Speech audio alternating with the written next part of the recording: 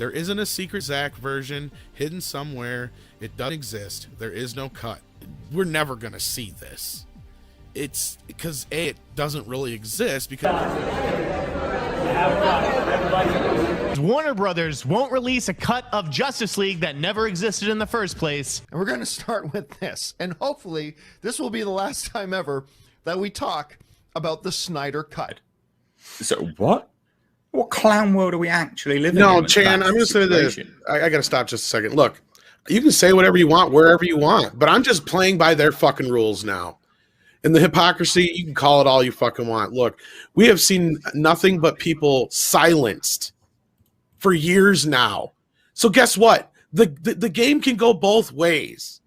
I'm sick and tired of it. You can say I'm creating a echo chamber if you want or whatever. But you know what, Chan Thorpe? I don't recognize your fucking name. Never seen you here before. Just like every other fucker I've blocked in this chat.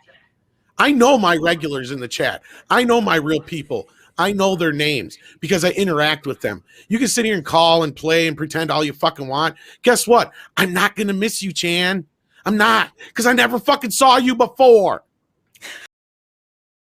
We'll just talk about this briefly, but in terms of their censorship issue, no, they're complete hypocrites. So Midnight's Edge does not have much credibility on the censorship issue. But again, just because you're inconsistent on one issue doesn't mean you're worthless on all issues. So here we're going to hear them hammering out the Gina situation from the angle of fan support, right? Namely, the fans support Gina, the fans love Cara Dune, so we should support Gina, which might make sense, but they're not entirely logical or consistent on that.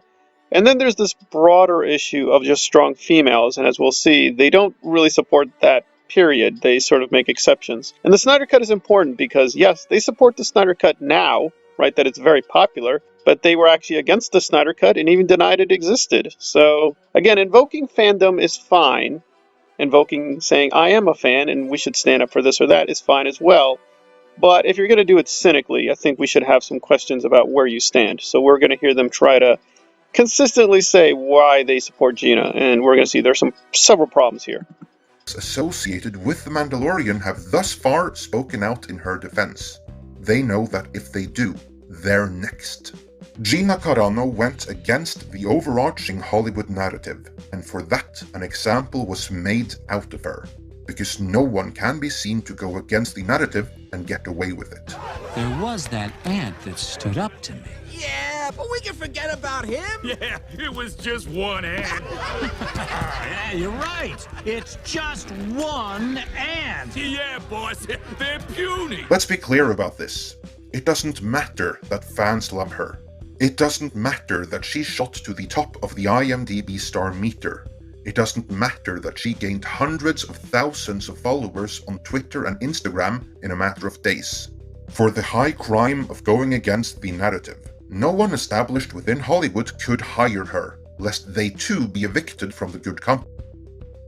While all of this was going on, Season 2 of The Mandalorian premiered, and there were many indicators to suggest that outside of Baby Yoda himself, Gina Carano's Cara Dune was the emerging fan favorite character. On the surface, you would take it the powers that be at Lucasfilm would be happy about this, since female representation is stated to be Kathleen Kennedy's ultimate goal for the franchise.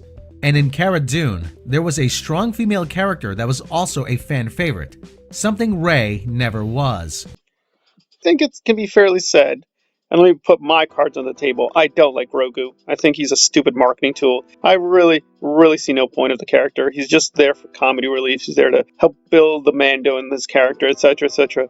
But I don't like the character. But in terms of its popularity, I would never deny Grogu is insanely popular. Clearly the toys are selling. Clearly a lot of the fandom loves him.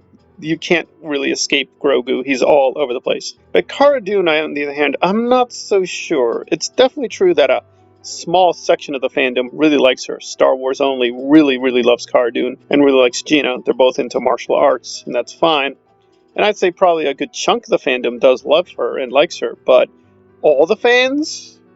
Or conversely, there are no fans that like Daisy Ridley or Rey? I don't know about that. I mean, what about Padme? I mean, if we're just going to be here supporting strong females, I'm really surprised that they don't do almost any pro-Padme videos. Period. I mean, I can't even remember the last time they've even done a video on Padme. I don't even think they'd ever have done a video on Padme. So If the issue here is supporting strong females in Star Wars, well, there's lots of opportunities. And if the issue is, well, Rey is just a bad character, if she's just terrible, Daisy Ridley's just a horrific actress, okay, that's fine. The character didn't work for you, the actress didn't work for you. I don't know, there's Leia, right? There's Padme, there's Beru. There's a lot of females you could try to do something on, or at least promote them, promote the actress. They don't do very much. The only thing I keep hearing is that they like Leia, like they feel sorry that Carrie passed away. That's very consistent, at least. But in terms of actually supporting strong females, it's kind of jaded. Rey is terrible. Captain Marvel is terrible. Brie Larson is evil. Daisy Ridley is evil, but Gina is good. But it's not a political stance. And I would agree that we shouldn't make it a political thing. The fact that Gina is, or maybe a conservative, is not relevant. The fact that she's censored does not play into this at all. If it's wrong to censor, it's wrong to censor. But in terms of invoking the fandom, that's kind of a different story. It seems with the Snyder Cut, now that it's popular, they're on board for it. It's like, okay, that's fine. There's nothing wrong with being late to the party. I can't claim to be any different. I did believe the mainstream sources, and I believed that the Snyder Cut did not exist. So I came very late to the movement. So I'm not going to take credit where I should not. People like Mad Max, other people have done more consistent things on Snyder and been very supportive much longer than I have. So I'm not going to take that away from them. So I can't really attack them on that one. But I do find this invocation of the strong female really, really silly. Clearly, this is just a cynical thing to just sort of say, hey, I thought Disney was for strong women. Well, is Midnight's Edge for strong women? Are they any different? It would seem like you're saying that, well, Disney only likes women when they ideologically agree with them.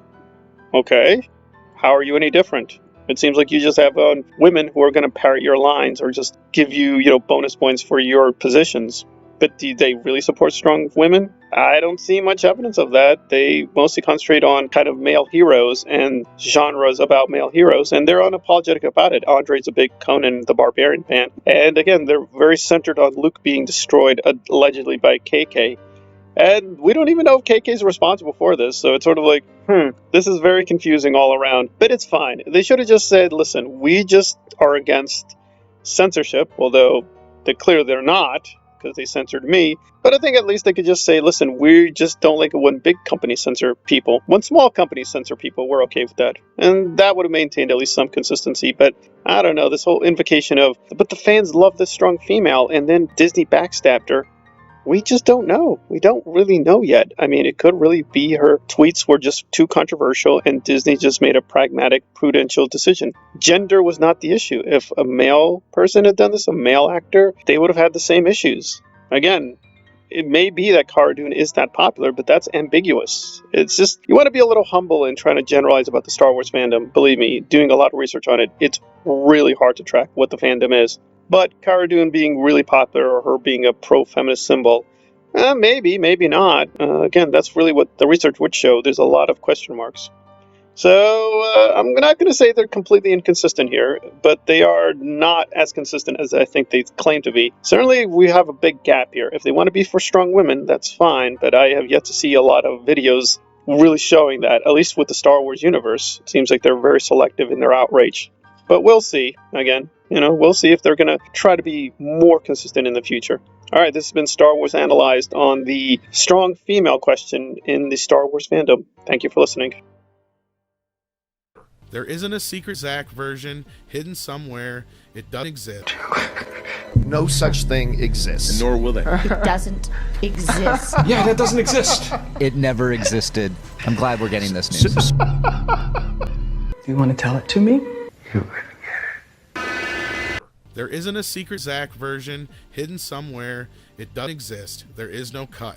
We're never going to see this. It's because, A, it doesn't really exist because